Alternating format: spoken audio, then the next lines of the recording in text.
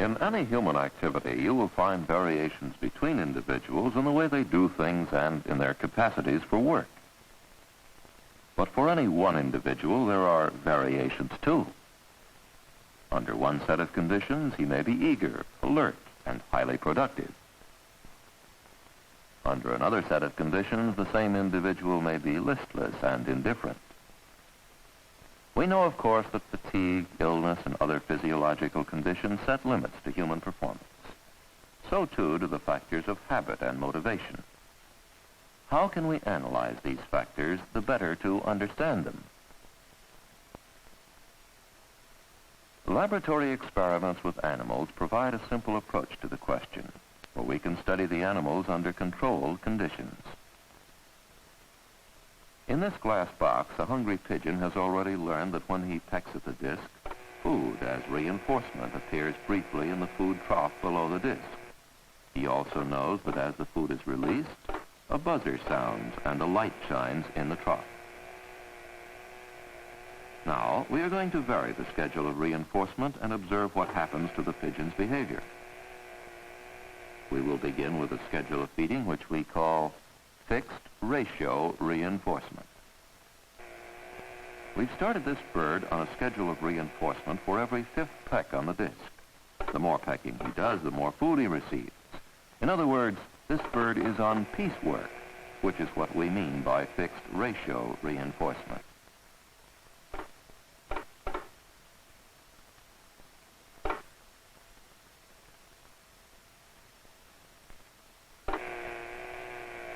Within 2.5 minutes, the behavior under this schedule of reinforcement has become quite fixed, and the pigeon is pecking at a high rate.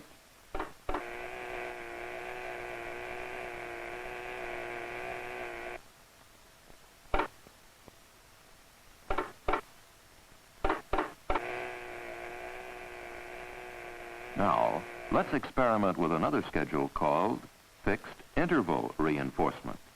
This is more like working on a salary rather than on piecework wages.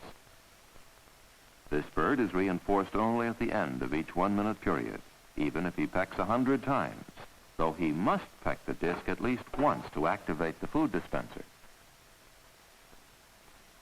He soon learns the minimum amount of work he must do for this type of reinforcement schedule and takes it easy in between payoff times. Thus, we see the bird behaving quite differently than he did previously on a fixed ratio schedule.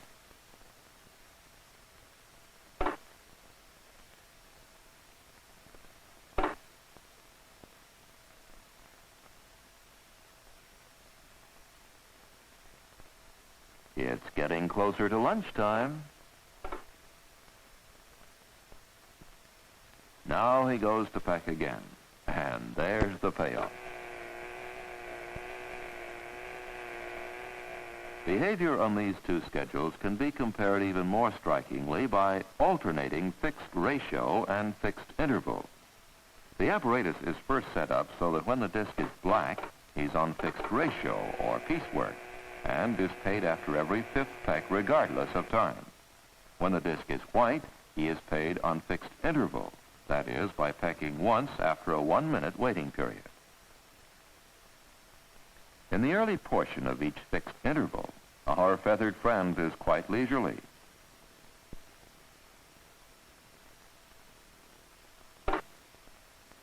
He makes an occasional peck or two just to be sure the rules haven't been changed.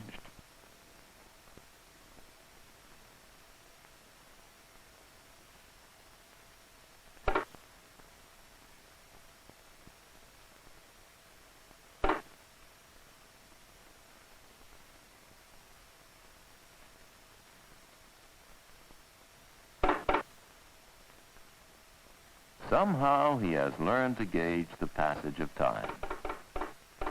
As the 1-minute waiting period nears its end, he begins to get down to business. Let's change back to a black disc. Now watch the fixed ratio, 5 fast pecks and reinforcement. Uh-oh, he sees the white disc again, which he knows means fixed interval. One farewell peck and Junior is playing the waiting game again.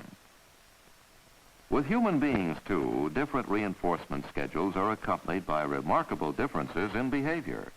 First, let's observe the effect of fixed ratio reinforcement. Girls and boys, you have a problem sheet in front of you. When you finish, please raise your hand and I will come and check your work. If all answers are correct, you may choose a project to work on, such as reading, weaving, basket making, or painting at the easel. Now start. The children are now on a fixed ratio reinforcement.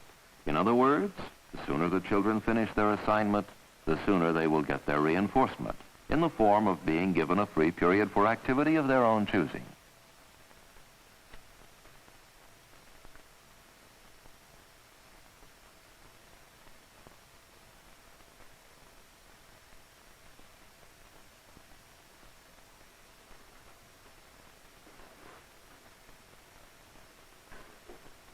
All done. Finished, Linda? Yes, Miss Melbourne. Good. Very nice. What would you like to do now, Linda? Basket weaving, Miss Melbourne? Fine. Off she goes to get her reinforcement. Here's another busy one interested in finishing so he can get his reinforcement.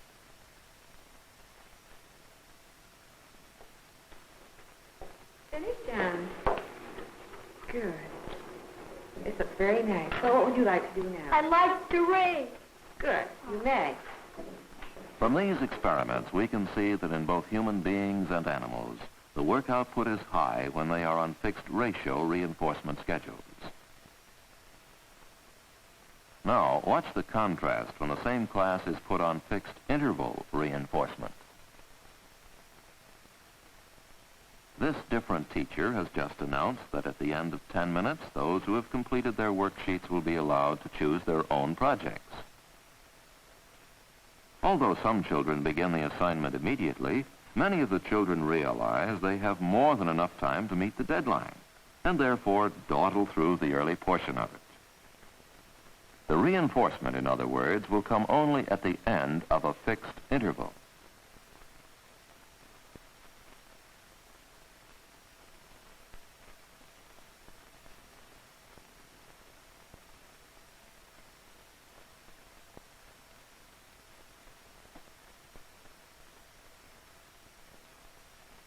Five of the 10 minutes have ticked away, and several of the late starters feel it's time to get moving.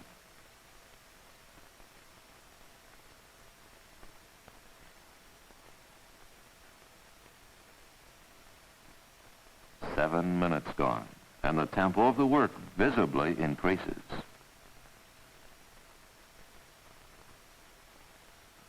One minute left to go, and everybody's working.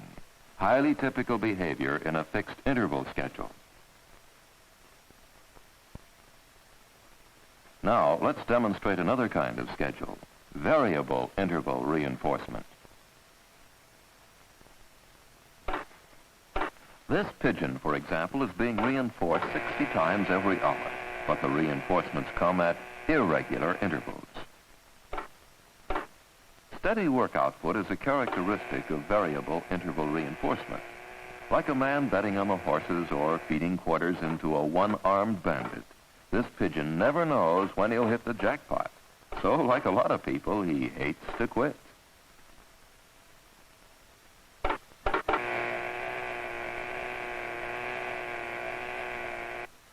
Now, let's see how human beings respond to variable interval reinforcement. Each of these children hopes to receive the teacher's praise and approval given publicly, but none of them knows when the reinforcement will come, if at all. Oh, that's very nice, Paul. Thus, these children maintain a very high rate of continuous activity on variable interval reinforcement.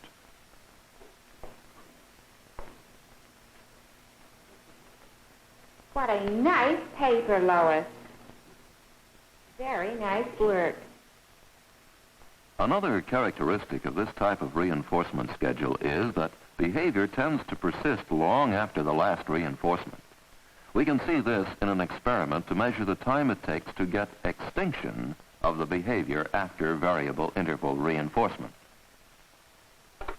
We'll do this demonstration with a hungry pigeon that is put on variable interval reinforcement for only 1 minute before we begin the extinction procedure. During this minute, he is being reinforced a number of times, but the reinforcements come at irregular intervals, and the pigeon therefore never knows exactly when the reinforcement will come.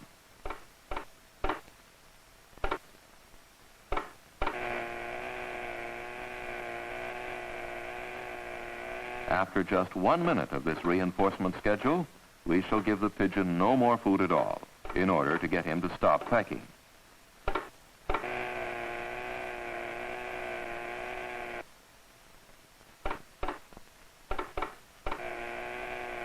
There's the last reinforcement.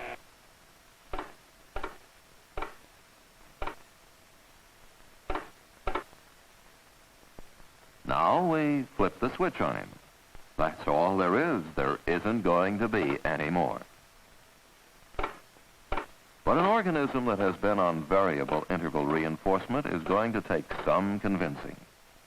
Notice that the clock for this experiment is a regular 12-hour clock.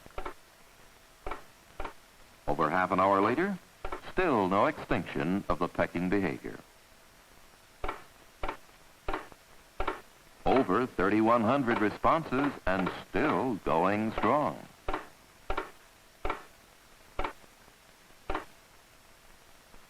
One hour and a half. Extinction has probably begun, but hope springs eternal in pigeons and people trained on variable interval reinforcement.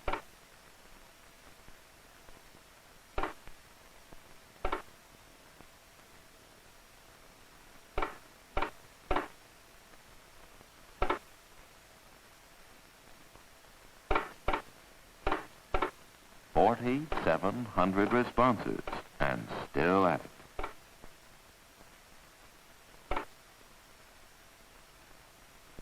Two and a half hours. The learned behavior still persists.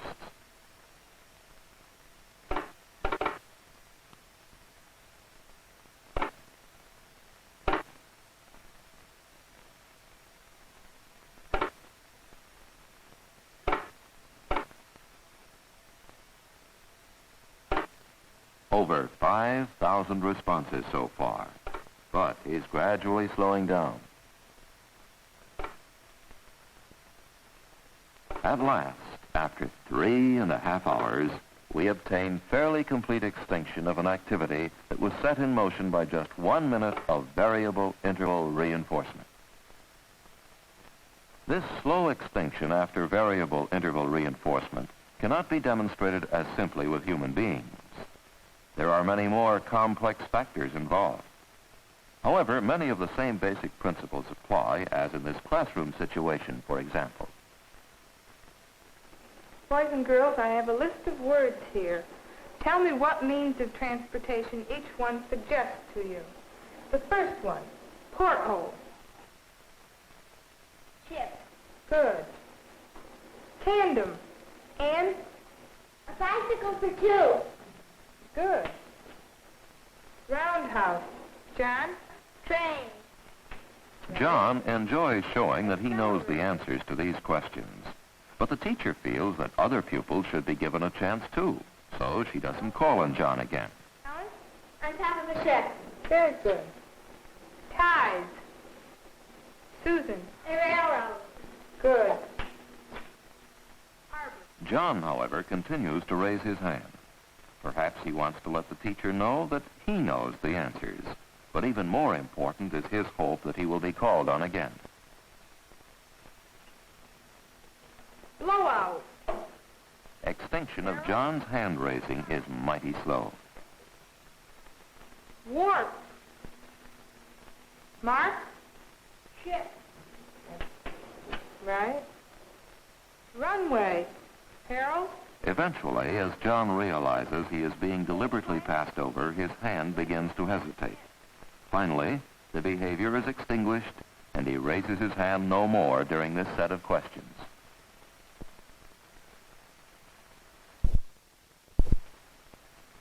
In these experiments, we have demonstrated the effect on behavior and work output of 3 schedules of reinforcement: fixed ratio, fixed interval, and variable interval. We have seen that when an organism gets paid in direct ratio to the amount of work done, work output is fairly constant. We have also seen that when an organism is required to wait a fixed period of time and then is paid for a minimum amount of work, the total output of work may fall off, and the little work that is done comes around payoff time. And finally, we have seen that when the organism is paid at irregular intervals, without any clear relationship to time or to work output, the organism works continuously and at a very high rate. Another feature of variable interval reinforcement is that the behavior persists long after the reinforcement is discontinued.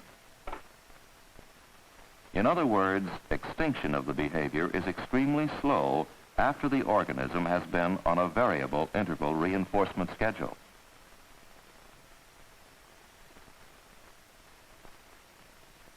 This film has illustrated certain resemblances between the ways pigeons behave in this box under varying reinforcement schedules and the ways people behave under various conditions and circumstances. In general, then, the effects of reinforcement on behavior vary according to the kind of schedule on which reinforcement takes place. These effects clearly have an important bearing on many aspects of education, work, and social adjustment, and present a challenging field for further research.